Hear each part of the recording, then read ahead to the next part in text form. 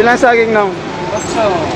Isang araw, si Aling Mila ay nagluluto ng saging na gagawin niyang banana cube para ibenta ito sa mga kapitbahay at ilang bahagi ng kanilang lugar.